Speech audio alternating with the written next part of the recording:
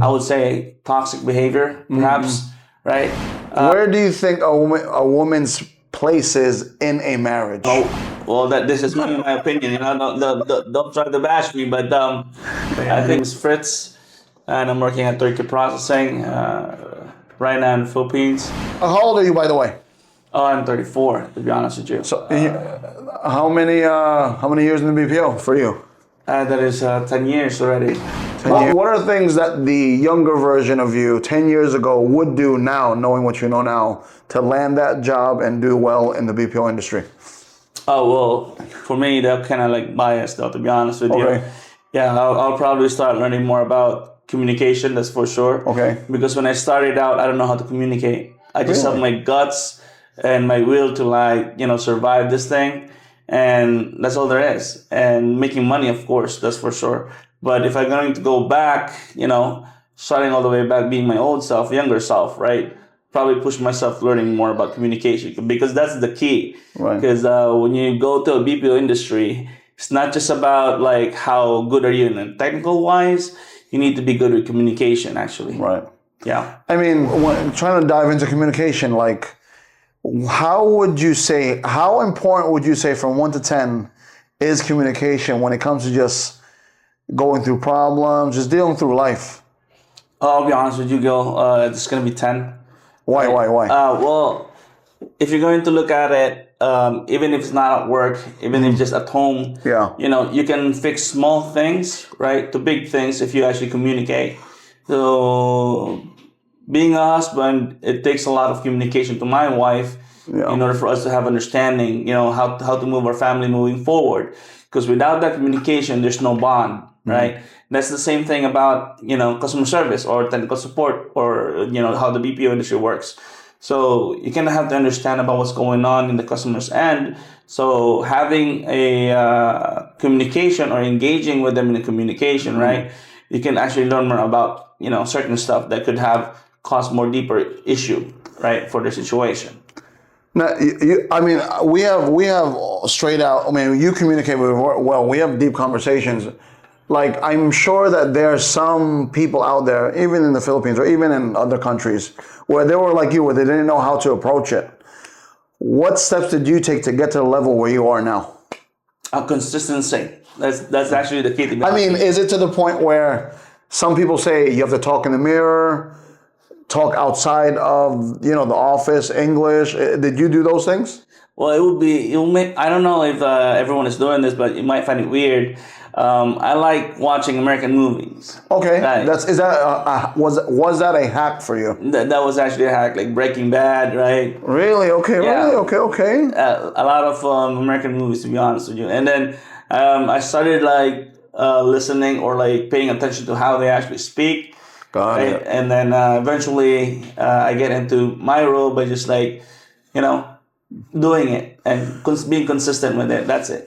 Now you're a leader, so for those people who want to move into management or leadership, how important is being able to communicate to your team? Oh, that's critical. Tell me more. You cannot be a leader without having decent communication with your team and also with your colleagues as well, right? So in order for you to, for example, if you are in a boat, if you're a captain of the boat or a ship, let's say for instance, right? You need to have everyone to be in the same, mindset, goal. So for example, if you want to go to point A to point B, everyone has to have the same mindset that they need to go to point A or point B. Right. We can't have someone from my team going to point C, which is eventually not the goal, right? Yeah, 100%. So, but having communication, you can just actually speak to that person. Hey, why are you going to go to, to go C, right? Or go the other way. Why are you going there? Why are you not actually looping into our goal that we have set? And then eventually, you will get a lot of response from them. He may be saying that, oh, okay, I just saw a pretty decent deal, all right, or I actually noticed that we can actually get more clients by going here direction, or there's a shortcut. In that way, you can actually readjust. That's basically what communication is, adjustment, to be honest with you. Not a lot of people can communicate, but if you want to be part of the leadership, you need to have the communication really critical, right?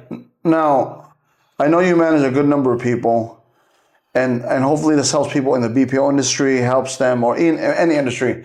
How do you manage different personalities? Obviously, you and I have to manage different personalities.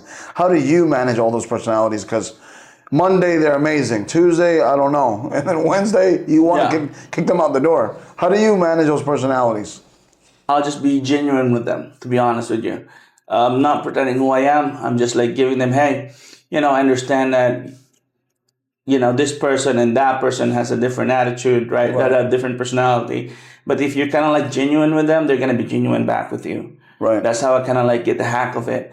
And also, if they have like this kind of, I would say toxic behavior, perhaps, right? I kind of like wanted to know why.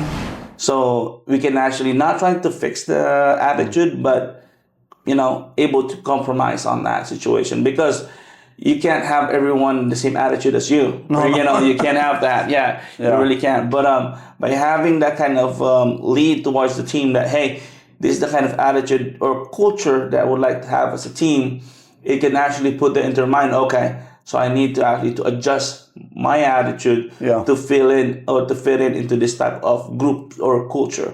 Yeah. Same with turnkey, right? We're not a typical BPO industry, to be honest with you.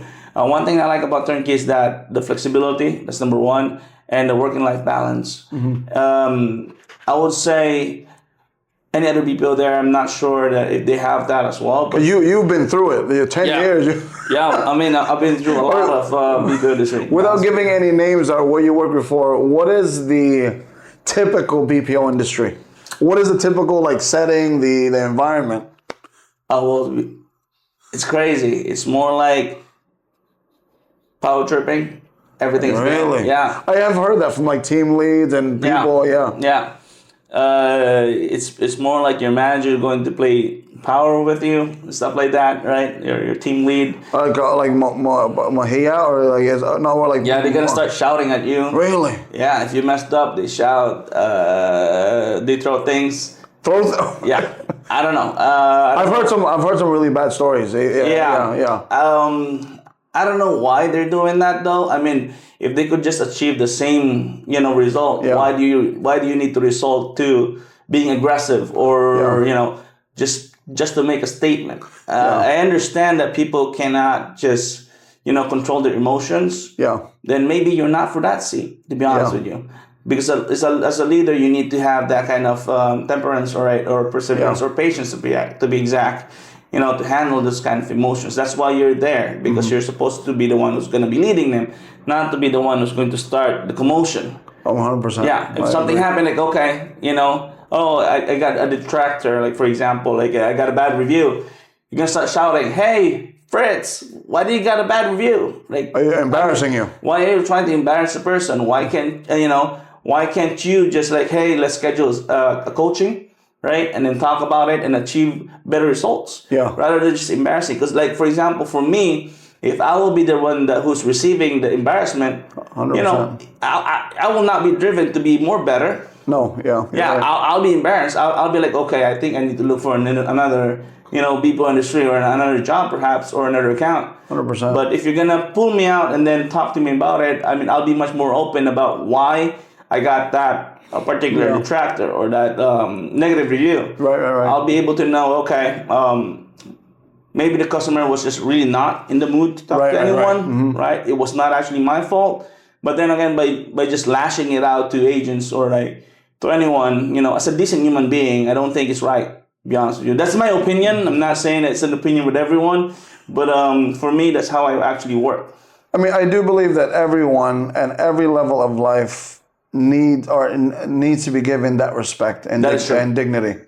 I think that's what's missing with. It's not even an American or Filipino thing. I think it's just missing with people in general. Yeah. I just believe many people, not all obviously, are very self-centered. Yeah. It's feeding their own ego, feeding this without being cognizant of how people feel. Yeah. But going back into the viciousness of some BPO's environments, what is that you've encountered, you personally encountered, the worst the worst display of leadership, or someone in a leadership role that you've actually seen or maybe even felt? Well, when I recently just had my son, to be honest with you. Really? Wow, Like, okay. of course, you got a newborn baby and it's an infant, right? Yeah. You get sick A lot. a lot, right? And then I keep on asking for some time for me to like work on with my child, right?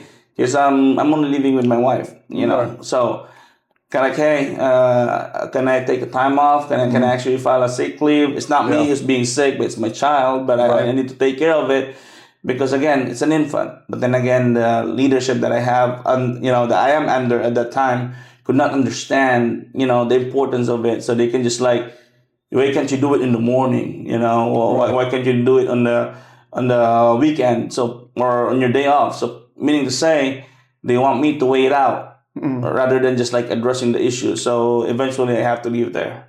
So because you know, one thing about a good company is that they take care of their agents. They take care. They're empathetic of they take care yeah. of their people. Yeah. Because if they're gonna ask, like, you know, if you're going to take care of your child, if you're going to put them in the hospital, if you want the medical certificate, I can gladly provide. But yeah, to be honest with you, I'm just trying to build my own family.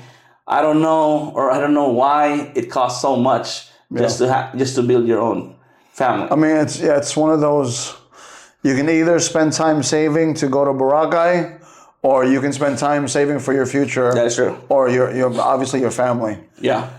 What has been in your lifetime? Who has given you that sense of this is a great leader? Like this person, guy or girl, is someone like, man, this guy's like amazing. Like, I mean, I want to be somewhat like that guy. These are the traits and characteristics I want to have when I become a leader. Yeah, a lot of mentors actually, not just you. You know, and I will. It will be biased if I'll put you in No, front. I don't want you to put me. Don't include me there. Don't include me there. So I don't know if you might find it surprising, but I'm a member of the Church of, you know, the Latter-day Saints. Yes. Yeah. So when it comes with leadership, I've been through a lot of humble leadership that in my life that teach me how to be, you know, who I am right now. Oh, right. So I can't name them because I don't know if they're okay with that. Of course. To be honest with you, what's the most profound lesson that they bestowed on you, or you learned from them? well, it's you're not the star of the show. 100%. Yeah. So if you're gonna be in the leadership position, you're not gonna be like the all-star. You're gonna be the one who's supporting the all-star from the 100%. back end. So it took me a while for me to understand it. But then again, once I understand it, right, I was able to grasp the reality of it and then learn, okay, so meaning to say, I don't need to be like the one who's being noisy or getting all this recognition, but me supporting it from back end is enough because that is what a leader is. 100%. I mean, are you a believer that as a leader you serve more people? Absolutely. You're not. I mean, I guess we're on the same page as in like. To be a great king, you have to be a great king to your people. That's what I believe. You're not sucking up all the resources or even the light to show onto you, like, you know, I'm the king. Yeah. You know, I'm a firm believer in that. Like I think we spoke a bit. I would rather be the director than the actor of the show. That is true. Right. I'd rather. So kind of dig deeper back into your life. Like, who are you in high school? You mentioned Mormon, you being a part of the Latter-day Saints. Who are you in high school? Who was Fritz in high school? You might find it funny, but I'm kind of like an introvert. Really? Way back in high school, I don't really talk to much people. Wow, okay. What changed? Probably life. Really? Okay. Yeah, but when I was back in high school, I'm just quiet kid, small kid, tiny, right? You know, just sitting there, just trying to survive, and that's it. So, kind of going into, like, we spoke about it before, but, you know, this might get controversial. You're more than open not to talk about it, but what do you think is missing with Filipino men? What do you think is missing when it comes to, because this is me being a Filipino American, I'm noticing that a lot of Filipino men are, Not like you, as in you stand up for your house, you stand up for your kingdom, whatever you want to build. I see a lot of men who are, I would like to say in a nicer way, it seems as if they're very coddled, very afraid. I mean, they're very like, I don't know, man. Like, do you know what I'm talking about? Like, Yeah. Like, what do you think is, what's wrong with, because I'm trying to build this channel as to like help being a resource for specifically Filipino men who want to, show up for life, show up for life, show up for your marriage, show up for your relationship, show up for your job, show up for your career. What do you think is stopping, or what do you think is, or what things do you notice that Filipino men can improve on? Well, one thing that before I answer that, I would like to talk about how my own perspective about a Filipino man. Being a Filipino, it derives you from being like the man itself. It's more like if you're gonna be strong or if you're gonna be firm, be like hunsam na siya. Right? Why is he being cocky? Why is he being bossy? Yeah. And then turns out that kind of feedback. Okay, they don't like it. It shoots you down even more. It shoots you down. Really? And then you're gonna have to like be reserved. That's like my own. Yeah. But to be honest with you, if there will be chance to talk about more about men's health or discussing more about how we can become a decent. Because you have a son. You have a son, Lance. Are you being a father? Because he's 8 years old, right? Yeah. Are you seeing things that personality-wise within this culture that you don't want Lance to have? Absolutely. And what are some of those things? Well, being able to like people pleaser, right? Yeah. Okay. If my family or like my family where I came from doesn't like this, I will not going to do it. What is that in Bisaya? Like maulaw. Yeah, and then if my neighbors or whoever that I actually interact with, it's more like that. It's more like what you call this audience. Like you're kind of like aware about the audience and you don't want them to be like or booing you or stuff like that. Yeah. So that's probably one of the reasons why they cannot stand up, because they're paying too much attention on the people that surrounds them instead of just like taking care of themselves.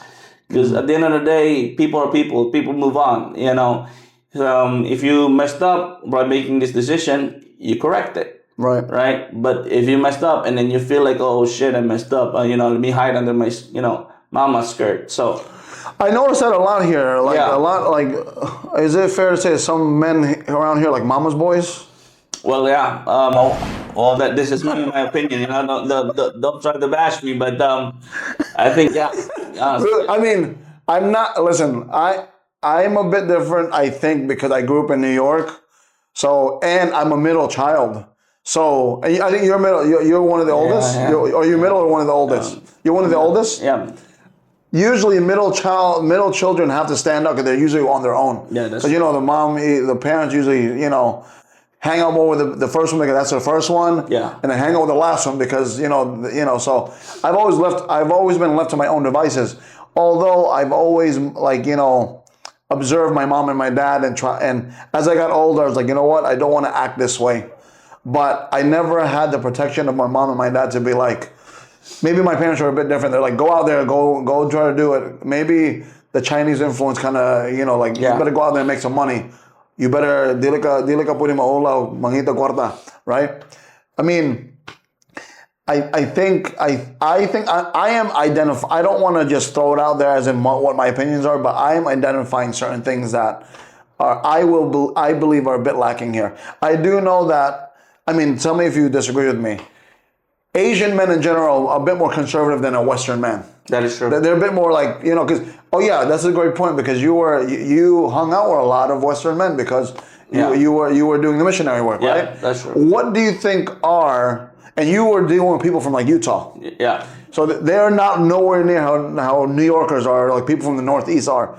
What do you think are their main differences when it comes to average Filipino, average? I want to focus on the word average, okay? Yeah, okay. Not from rich families or whatever, because they're exposed to different things. The average Filipino man compared to the average American boy, man, because you were in close quarters, even as a young person doing missionary work.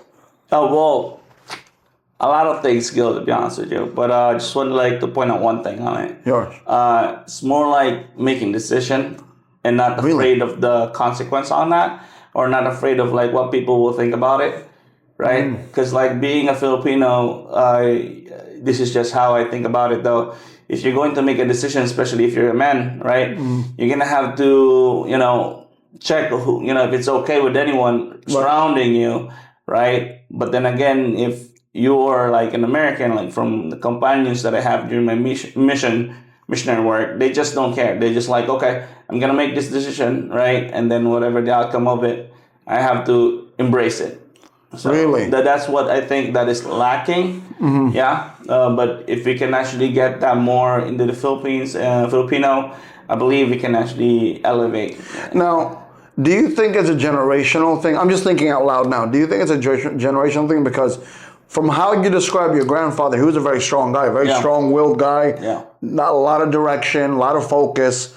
Do you think it's a generational thing, or your grandfather is just one of those outliers? I would say, that's a tough question. Yeah, I would say it's a generation. Yes, I don't know if this is true, but I heard some comments or like some, Facebook thing that says about, it's men are more softer now more than that. That's what I hear too. Yeah. That's what I hear too. And we kind of have to bring it back because, to be honest with you, you need to have that kind of firmness, that kind of capability to make decision whether it's going to be good or bad. Yeah. Taking ownership of it, So you have a son. So how do you feel about, at Lance's age now, being his friend or being his father? Oh yeah, no. Right now, I've followed this book. I forgot the name of it, or author. I forgot. It says like at this specific bracket, you need to be the dad. Yeah. You need to be the father. Yeah. And then later on, when he grows, he aged around something like 13 to 14 or something like that. You need to be the friend. So if you kind of like mess it up, it will be a problem. Would you agree that if you're trying to be a friend with a young child now, you're enabling them to some extent? Exactly. And the respect will no longer going to be there, because when they're a child, when they're still like, at their age of 7, 8 or like 6, whatever, they need that kind of like understanding that, okay, he is my dad. Right. He's not a friend. Right. But then again, when they reach around like 14, 15 or 16, to where they kind of like go to their own world, they need to have like that kind of support. So you cannot be there to be like the friend. If you were to envision Lance in his 20s, maybe 30s, what does that look like for you? Oh, well, tell you right now it's going to be biased because it's my son, right? Of course. Yeah, but you got to express whatever the best vision you have for your son. Yeah, he's going to be mean, that's for sure. Really? Yeah. I'm telling you right now, I'm lacking in that kind of sense. Okay. A lot of people tell me that, okay, you're too soft, and stuff like that. But, me working with Lance right now, making him, go into that kind of direction in life, I kind of like want him to be strong. Right. I kind of want him to have his own opinion, right, and what's going on, like, able to voice it out and able to like stand by it, because when I grew up to now, it's difficult if you don't have that kind of guidance. But me giving it to Lance right now at an early age, it can actually put him into the right direction, to be honest with you. So, like, I guess because I know you sacrificed for him to go to a really good school. Yeah. Can you talk about the differences you have seen from when he first started to what he is now? Yeah. Well, Lance is a playful child, to be honest with you. He likes to play. He likes to like hang out, And when he actually started, there was this kind of like feeling that, okay, he might not be learning anything actually. Really? Okay. But then, of course, through the years, and just paying attention to your child, it gives you that kind of like, okay, now he's learning, and now he's getting into the phase where he is understanding what's going on in his surrounding, right? So that for me, that makes me like, okay, I like where this is heading, and that's the reason why I put him to that good school. Where do you see yourself in the next 20 years? Because you're 30 something. You're 30 something. Well, Where do you see yourself in 20 years? Well, if I'll keep on going to this direction and adding more positive in life, this is my goal. Yeah, I'll probably be able to have my own fulfilled dreams. Right. Yeah. Able to land a higher management role, that's for sure. And able to have my own house, my dream house that I can call my own. And also some side business on the side, right? Yeah. And also still going to be with my wife. 100%. Yeah. I hope that's the case for you and me both. I mean, talk about wives, a lot of sacrifice there.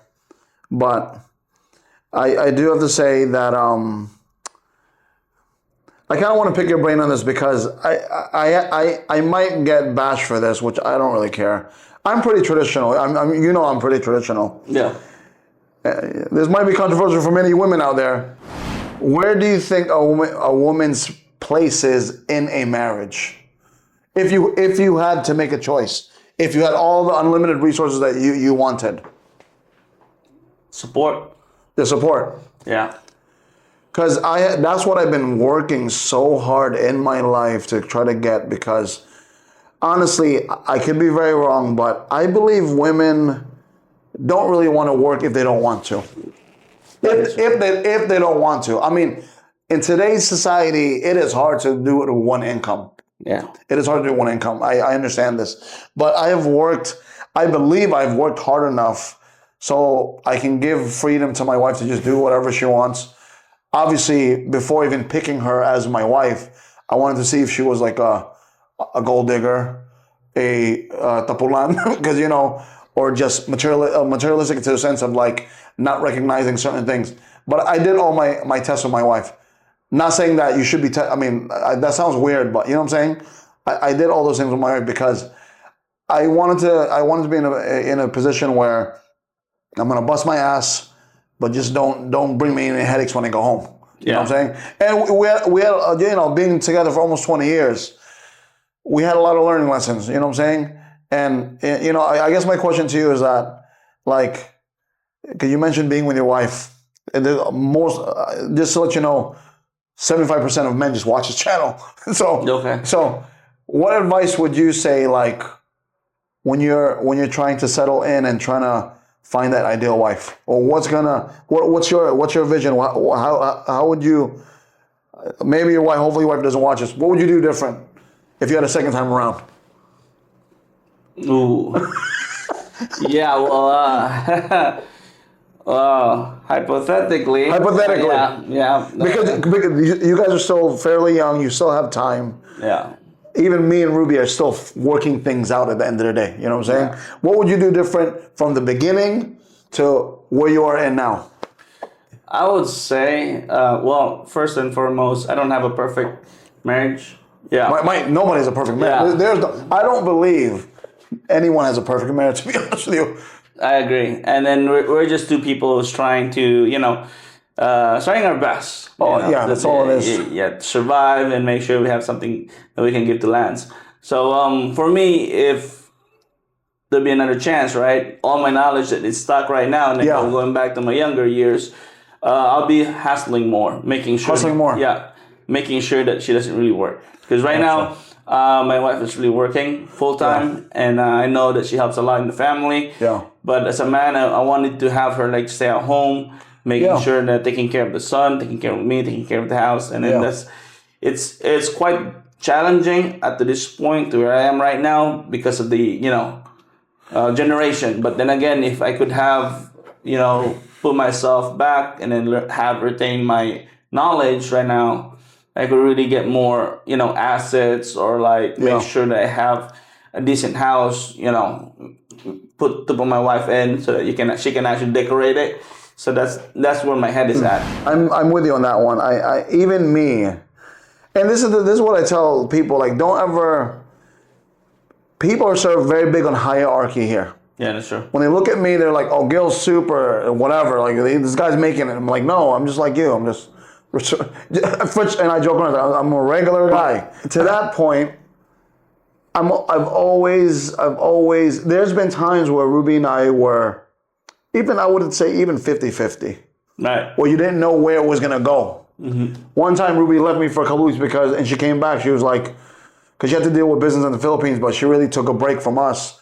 She was like, I just felt like we were roommates. I felt like we're roommates. I don't know where the hell we're going with this situation because, yeah, I know we work hard, but we shouldn't be acting like this to each other. And I'm like, you know what? Yeah, I gotta change. I really have to change. So I adjusted a few things, but like I said, I guess no marriage is ever perfect. If somebody goes, I have a perfect marriage, one of you is too submissive to each other. Yeah. I don't know if you agree with me or not. I agree with you with that. Because yeah, there's no marriage that's perfect, man. I really believe that, me personally, my job as a man is to provide. I'm the hunter. I'm going out there. I'm getting. If we were cavemen, I'm the one hunting for the mammoth. I'm the one hunting for the food, and my wife takes care of the home. I think I have been blessed enough at this point in life, because it wasn't like that a few years ago, many years ago, that Ruby wasn't able to flourish in whatever she wanted to do.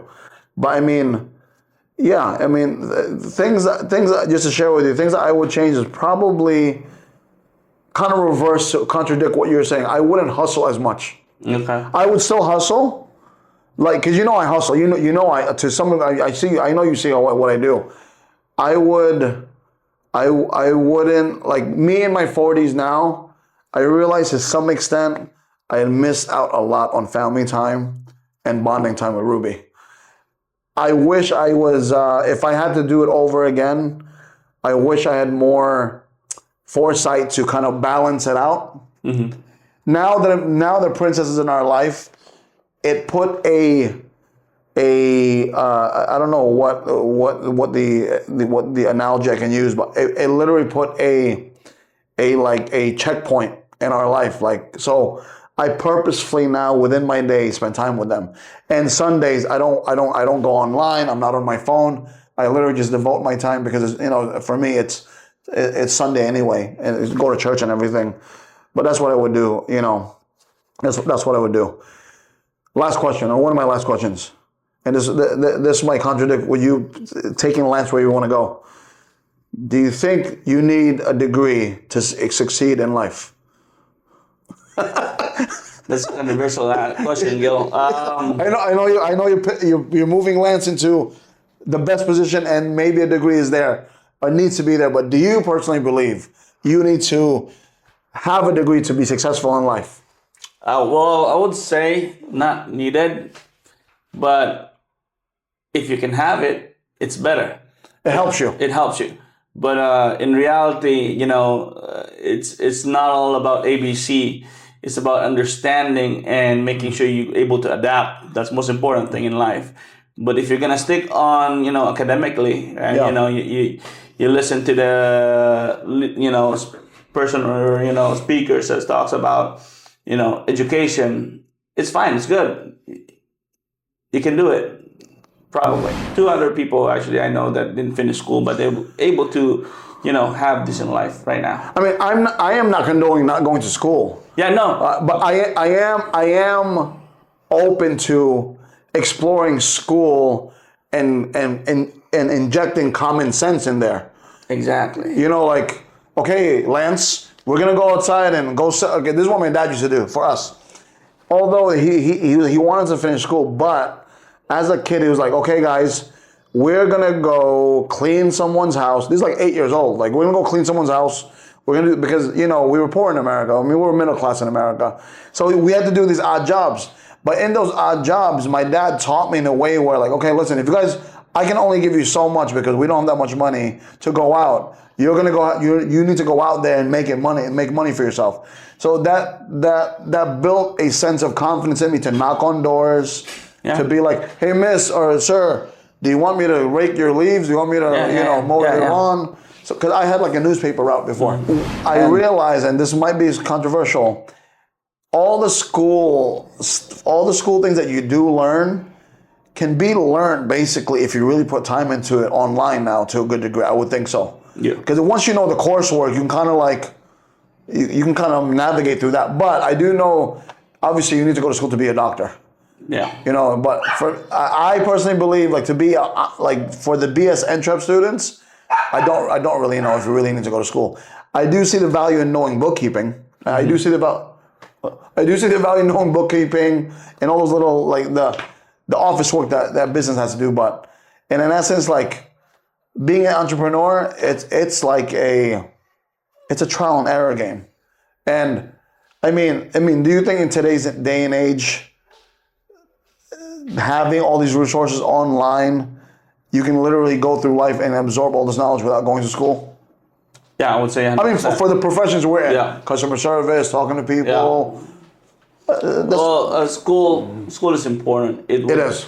It will give you direction in life. I think it gives you a good foundation. Yeah, it's a good foundation to where you wanna be in life in the future. Right. But it will not going to hold you back from achieving a lot of things in life if you're just gonna solely focus on education. Education is more likely a startup or to teach you how to conduct yourself in public, right? And how you're going to perform a task. That's the kind of reason why you get assignments or homeworks, right? And kind of like how to listen if somebody's talking, right? And that's basically it. And then you absorb that and put that into life. I believe it's not required. I would say it is important, but it's not required. I do believe that you need to independently educate yourself, though. Exactly. You can't just to say education not needed or not required, so I don't need to go to school and I just be lazy. No, that's not how it's gonna work. You really still need to hustle it out or start putting yourself in a situation where you start learning, you start growing, because eventually life keeps on moving, right? And then if you're gonna just keep on holding to what you have learned right now, as of the moment, you get left behind. So I don't know if you know this, but I'm not coding, okay? I don't want to be so we are in a digital world now, right? So when you take a picture, you can save it, right? Before when I was younger, we go to this place where you get a film, and then they're gonna they develop it. Yeah. So I heard, I don't know if this is true, there was one certain company was not able to adapt, and then they go, Kodak? No, I think so. It's Kodak, I think they got into printers, I think. Yeah, so they were one of the massive empire of having that kind of stuff. The prints and the negatives. Yeah, so without even able to adapt, you get left behind in life. And then, as what we have right now, where AI is coming, where, you're going to have to not solely rely on it, but understand how it will help you in your life. I think that's where you wanted it to be, in that kind of sense of direction. Now, kind of leading into education, do you think experience is the best education? 100%. But if I would say not all your experience, you can also get a lot of experience from other people by just talking. And this will go back from the initial conversation that we had earlier, which is communication, right? Because, for example, if this guy went broke because he actually made a mistake of, making this deal, you don't want to be broke as well, just to learn what he has. So learning from other people's experiences. You can also get a lot of things if you're going to learn from other people's experiences, right? So experience is the best teacher. Yeah. So if you're gonna put that into place and then put yourself in a situation to where you're going to experience a lot of things, I believe you can get a well advantage in life. Now, being a parent, we're both parents. How much experience do you want Lance to have, or are you going to control certain of those experiences? As in, let's say Lance becomes older, obviously. You know that he knows he's gonna fuck up at one point. I know. Are you gonna let him mess up to experience it? Or are you gonna be let's say, common thing in the Philippines for men, drinking. Yeah. Pa, I'm going hang with my friends. Daddy, I'm hanging with my friends. And 14, 15, 16, usually it involves some sense of drink once they want to bring it in there. Mm-hmm. Do you let him, Lance, go ahead. Do you let him do it and just let him experience it, knowing that, these friends going, gonna. Or do you Lance, I don't want you going out there right now because I know what happens. What type of angle would you take? For me, I already have discussed it with my wife way back before when Lance is still a toddler.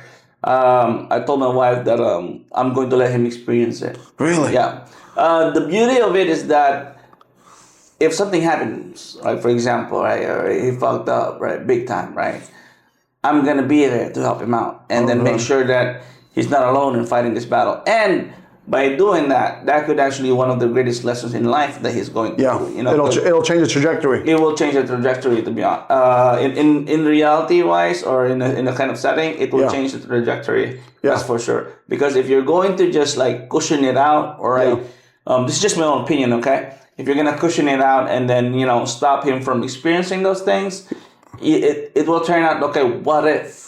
The yearning. Yeah. I I want him to be able to make risk and able to own whatever the circumstances or the result of that risk. 100%. Yeah, that's the kind of mindset that I have.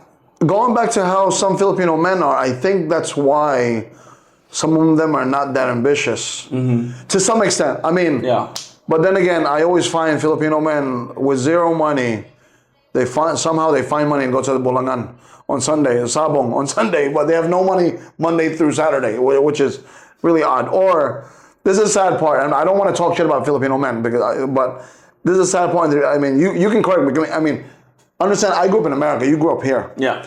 Is it fair in saying that there are some men here that complain about life sucks, but you're sitting down, by the end of the day, you're drinking some Red Horse? Yeah.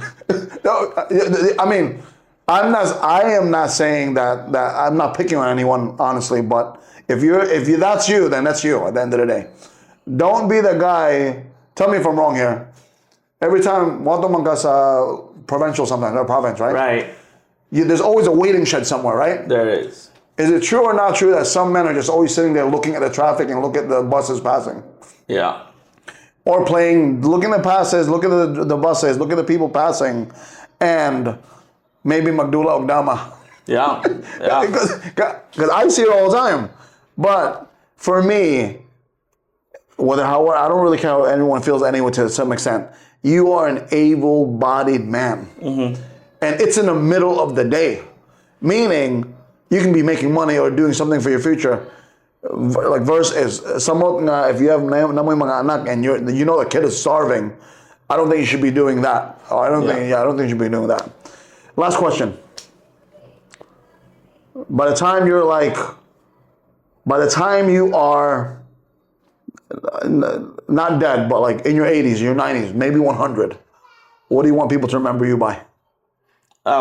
One thing though, I talk a lot with my wife, so I said like, okay, if time will come that I'll age, right, and then I want it to be remembered. I want it to be remembered that okay, he's the guy who can give us his best to be able us to move forward. That's it. Like I want to be the bridge. I want to be the door to open them for opportunities, especially for lands. Because there are only certain limited things to where my hands are able to, give lands an opportunity. But by me giving that to him, it's already like a hack in his life that he doesn't need to go through to what I have gone through, right? And he can just okay, my dad did this for me. He introduced me into this kind of status in life, or he introduced me to this kind of potential success. So mean to say I have to take care of this. Yeah. So that's where I wanted to be remembered at. Not someone who has a lot of money, not someone who has the very most kind person in the world. Not that. I want to be remembered as the one who gave the opportunity for them, to open the door for them, to get that bridge going so that they can actually move forward in better life. That's it. That's amazing. Thank you for your time. Thank you for your candor. Really appreciate it as always. And we'll see you in the next session. Take care, everyone. God bless. Bye. Thank you. Bye-bye.